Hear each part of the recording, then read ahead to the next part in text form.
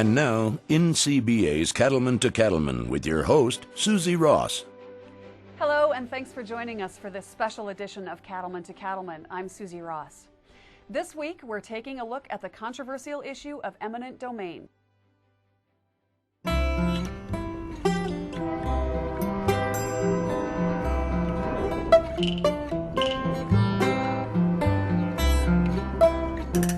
Fort Carson, meantime, gearing up to train an extra 8,500 soldiers. It's part of the Military Base Realignment and Closure Project, or BRAC, that we've been telling you about for more than a year now.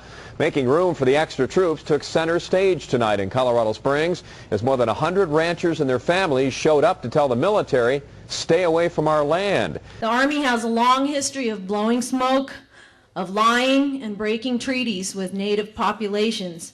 Now they're doing it again. I was reminded in a meeting this past week about what happened in 1983 and some of the families that were involved with that and the turmoil they've gone through for the last 20 some odd years.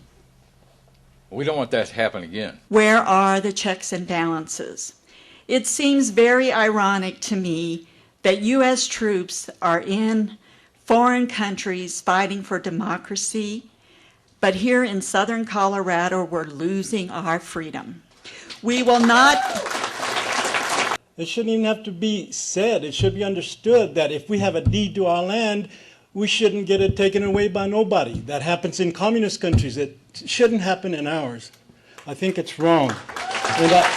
Many southern Colorado landowners won't stand for what they're calling a massive land grab, which could expand the Army's Pinyon Canyon maneuvering site by almost 500,000 acres. Typically, we don't go out and question our government, but the time has come for us to question the processes and how we're approaching this issue. The anticipated expansion could include land on which the dinosaurs walked, as did early settlers on the Santa Fe Trail, and families like Robertson's who've lived there for generations. They could sell, and if they don't, they fear the Army will take for advanced training, which supporters like retired Major George Hutton can get behind. Certainly, it's a tremendous sacrifice. But remember that soldier that goes out in the combat, if he isn't trained good here, he may die there. He's paying a bigger sacrifice. Sitting here in limbo, like a bird without a song. Doggone it, you have a number of these communities that would be involved in this expansion. And in every case, you will destroy it if that becomes a reality. The expansion will basically go from the southern border of the state of Colorado, so the New Mexico border, the Oklahoma border, to the Kansas border, then back along here, and it will basically take over every city and town inside this area. It's the Army responding to the need to train individual, small units, the brigade size unit, which is an infantry, about 3,500 men, track vehicles, large vehicles. They have to do live fire training where they shoot weapons. And to do that responsibly in an environmentally responsible way. To some, it's just a pasture. But to you, it's part of a livelihood to be passed along. That's why Fort Dodge Animal Health developed Cydectin with pasture health in mind. Cydectin protects against performance-robbing internal and external parasites. And it's the only insecticide proven to have no adverse effects on beneficial dung beetle populations.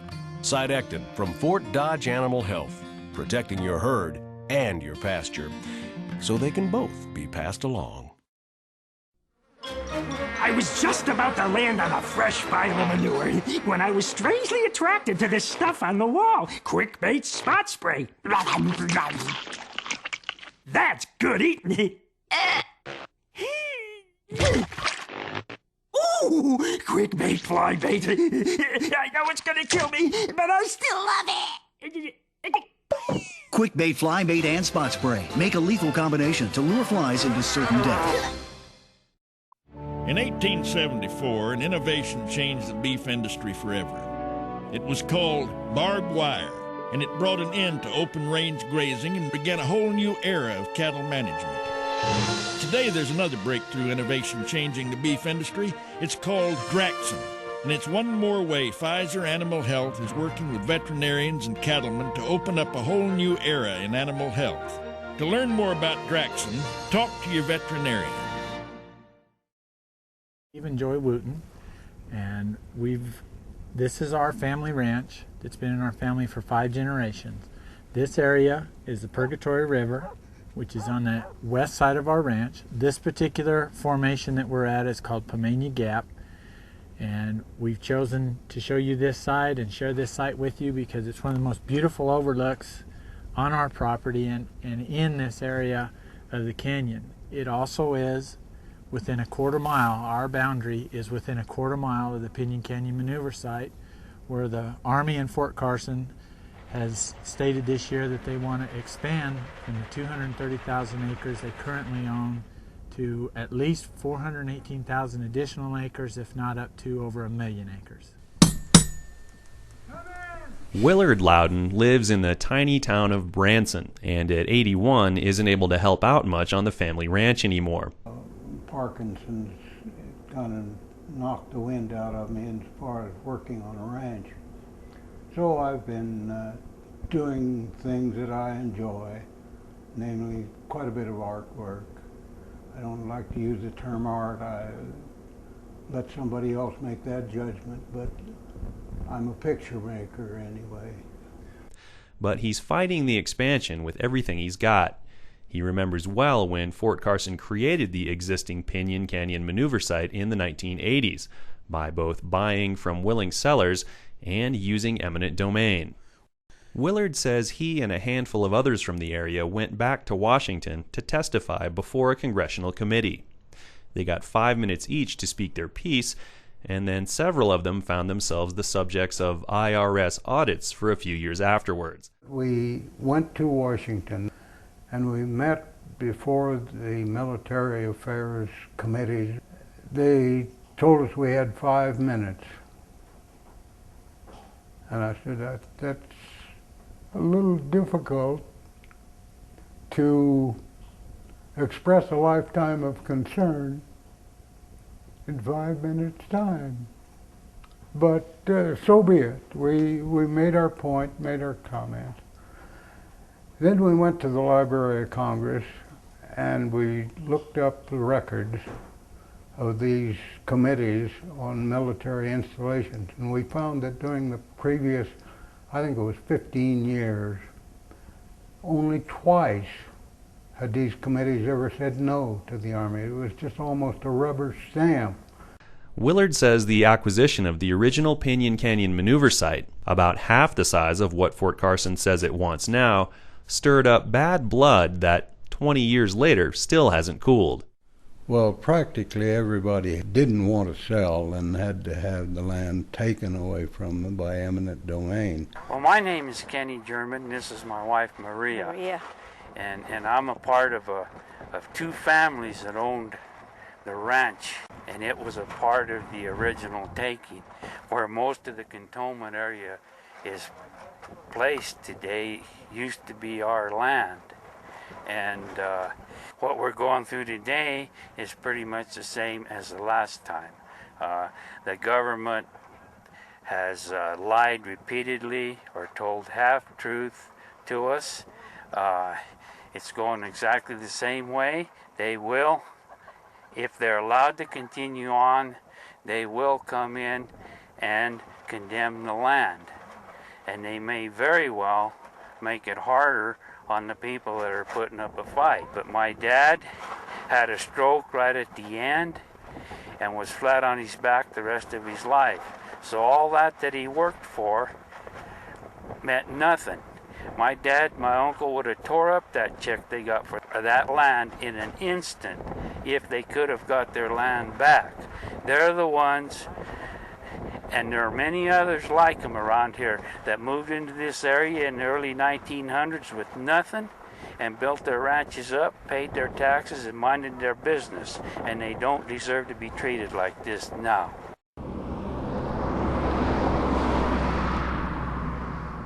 Go east of Branson on Highway 160 for about 40 miles, and where the road turns north again, you'll soon be in Kim. If you're hungry, there's only one place to go, the Kim Outpost, where Lon Robertson and his wife Anita fry up the burgers for anyone passing through. The Robertsons are leaders of the Pinyon Canyon Expansion Opposition Coalition, and in addition to burgers and gasoline, they too sell big wooden signs that proclaim in large letters, "This land not for sale to the Army." Little towns like Kim and Branson could very well dry up and blow away if the Army takes over a significant number of ranches in the area.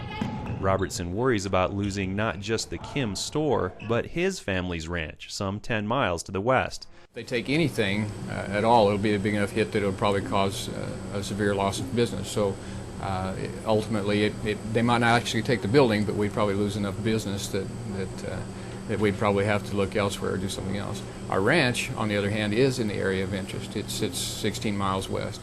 And so, depending on which 418,000 acres they take out of that million-acre circle, if that's all they take, then we could stand to lose our ranch directly and be taken over directly. So there obviously wouldn't be any reason for us to stay in the area, even if we had to store. You know, it's like anybody else. A lot of couples both have to work jobs, 2 jobs, and that's kind of what we have. You know, we have 2 jobs we have to work. So. There's 80 miles of prairie between the Robertsons' ranch near Kim and La Junta. The prairie is broken by buttes and numerous red and white sandstone canyons that you can get a sense of from the highway and can explore more thoroughly by visiting Comanche National Grassland. In places like Picket Wire and Vogel Canyons, there are drawings and petroglyphs on the rock walls dating back to pre-Columbian people, and fossilized dinosaur tracks. Ruts of the Santa Fe Trail cross the land, and the stone walls of old stagecoach stations are still standing. It's beautiful. It's not the mountains, it's not the seashore, but it's the same beautiful area that it's been since the Indians were here. It's a beautiful place.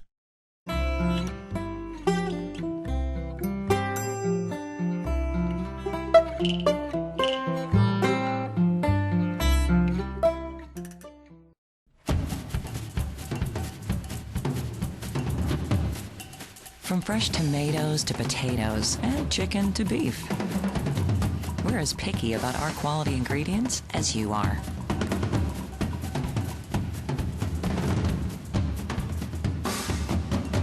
Because that's what we're made of.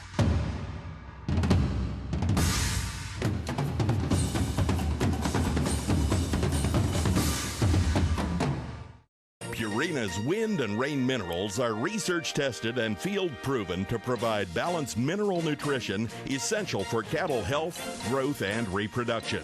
They're highly palatable so cattle consume what they need when they need it. And wind and rain minerals special formulation resists the elements so they won't blow out of the feeder and maintain their palatability even if they've been wet.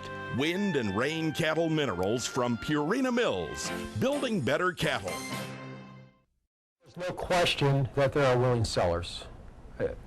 If it's anything like the first Pinyon Canyon, many of these farms are barely making ends meet. That's a very dry part of the state.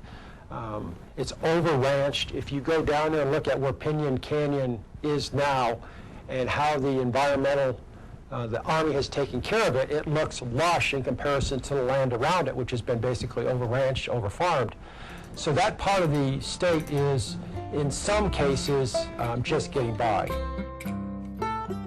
Sitting here in limbo, like a bird without a song. The question, I guess, on this whole situation, they say they want to come in and they don't want to do eminent domain, that they just want people to volunteer their sale. And I guess our question, how do you do that? How do you say, okay, I'm taking this one and the rancher in between you doesn't want to sell, but I'll take the one over in this area. So it almost has to be where, they have to do eminent domain. You have to have that section. You can't just take every other ranch or every two and checkerboard it. That can't work. And in my opinion, instead of destroying beautiful grassland where we have canyons and we have elk, deer, bear, mountain lions, every kind of bighorn sheep and everything. Why not use some of the land along the border where there's nothing there except maybe you might destroy a few snakes and lizards and stuff, and at the same time protect the border that we're so worried about, and be killing two birds with one stone.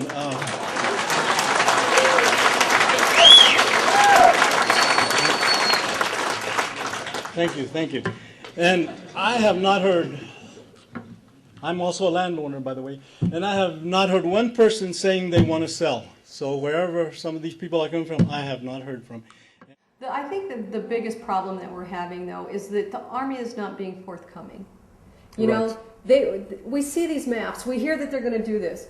They say we're not doing anything, and we can't make any decisions, and you know, any of the representatives that we talk, any of their press officers or anything, you know, they're saying, well, you know, that we don't have a plan yet, we're waiting for the plan, and you know, you're just getting this conflicting information. And these folks are getting it from somewhere. Somebody is telling them stuff, or they wouldn't be rallying to stop. You know, so there's just the dishonesty, I think, is the hardest part for us to, as an area to deal with. Because if we have the facts, then we can decide how to face it, or how to deal with, or what to do.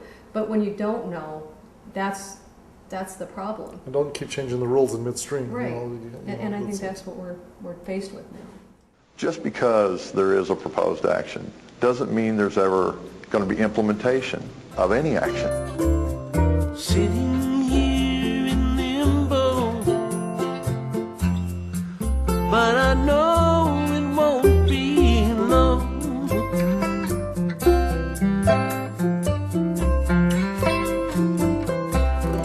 Well, they're putting up resistance, but I know my faith will lead me on. Last spring, we formed a coalition called the Pinyon Canyon Expansion Opposition Coalition. And it is a group of ranchers from this local community. We formed a board, we formed a registered in Colorado nonprofit organization, and then we requested assistance and participation from people outside of our community. We've had lawyers advise us. We've had people in the Democratic Party, people in the Republican Party. So our base around our board is a very diverse, forward-thinking group of people that are putting their own resources and their own time to the effort to raise the grassroots awareness of our situation and get the word out. When they took possession of it, they sent a U.S. Marshal out with some kind of government papers. I wasn't there. My dad, my brother, and my uncle were there. And in effect, what these papers said was that the government was taking possession and to move the cattle off the land. Well, it scared my dad and uncle because they were pretty old at the time and hadn't been dealt with like this. So my cousins, they got on their horses and they went up and moved the cattle out, and that was they had our land. All my family is here from 100 years, and in the Villa Green area, and there are cemeteries throughout the acquisition area. And our question is, what will happen to those cemeteries? We have people that come back to this day and visit these graves in this old cemetery, and what will happen to that? They won't ever be able to come back and visit this. What we've seen with other public land administration is these assets are lost. The U.S. Forest Service owns a tract down below us. We border them, and when we help the former private landowners gather cattle and work, we'd ride by that cemetery similar to this one in size, and we knew there was a dozen headstones in it. Yeah. Within a several-year period after the Forest Service acquired it, the headstones are gone. So the people that come to that site by public access, they don't get to see those resources. They were removed, or majority of them are gone. And in our philosophy, we try to maintain it as it is. Nature affects it a little bit, but I think that's the way those people intended it in the first place. Not to remove them and take them out of here. That's desecration, the way I understand that. And we maintain it as it is and put minimal impact on it and share it with those that want to come back and see it. I've been around 60-some years and people haven't changed. It's just good, solid citizens. Those landowners are as patriotic as anybody. I've had some of them tell me that if it meant that their land, giving up their land would save one life, they'd give it up tomorrow. I mean, and I believe they mean that. Forced out of your livelihood. This in America, that you're forced out. Now I understand full well that the right of eminent domain has a place and is necessary, but it's got to be used with enormously great discretion. And if there were no options, no alternative to this, and it was critical to their training, we all would say, okay, so be it. But we know full well that none of these things really add up. They certainly do not require that kind of training in the warfare as we're seeing it now. An eminent domain in its original intent was to be for the betterment of society. And in a small scale, on specific need, there's always been a real careful use of eminent domain. The 230,000 acres that was acquired in the mid-80s was the single largest eminent domain action ever taken upon private citizens by our federal government. What they've come back to do is to dwarf that 230,000 in scale. The 418 will be the new level of government encroachment in private ownership. If it continues, not just in Colorado, you start to see a burgeoning government that moves in towards a socialist or non-democratic, non-representative type structure. This is really not Colorado Springs fight. This is a national fight. And the Army needs more training land somewhere. This would be a good fit from a national level and I believe from a state level. The land is the people and the people are the land here. I mean, you cannot take them apart from each other. You know, nobody can manage this land better than the ranchers and the farmers that are already doing it, and doing it under fire during this kind of range war between Colorado Springs and the big metros in Colorado versus the people that they think can't fight back. I figure my chances on holding on to this property kind of go on a day-to-day basis. Some days I get up and I feel like, you know, we did some good yesterday, we had some contacts, we gained more people in our support group, in our coalition effort, we gained membership, we gained funding, and then I'll have another day where we took a beating in the media by the Army. And I think, what am I doing? I've just joined with a group of ranchers, and our business is ranching and renewable resources and genetics for beef production, and now we find ourselves in a world that we're totally unfamiliar with. We're not familiar with the media, we're not familiar with how to tell our story, how to fight a government entity. We've never found ourselves looking at one of the most powerful entities in the world, and that's the U.S. Army and the U.S. government. And I never dreamed I'd be in opposition to my own government, and my own government would be wanting to take my property from me, and from my family, and from my friends, and from my wife's family. And I think, what am I doing? I don't stand a chance. I'm as minuscule on their radar as an ant walking across this is. I am insignificant. But then, like I said, we have days where our small group of ants does something really significant and we feel like we've got a chance. We feel like our chance is with the grassroots, and that we tell our story to the rest of the people and let the people decide right's right, wrong is wrong. And if the evidence is presented to the people and they see that this is a wrong, they'll support us, they'll get the message out to their elected officials, and by grassroots, we'll get the support we need. Because head-to-head, I don't think we can win going head-to-head straight up against the Army in a punch-for-punch battle in the media or in the courtroom. It has to come from people like us who are working every day, trying to make a living and trying to pass something on to the next generation, whether they're in town or in the rural areas. The real support will come from people like us that are working class people that just want the opportunities that supposedly our Constitution and our Bill of Rights gives us.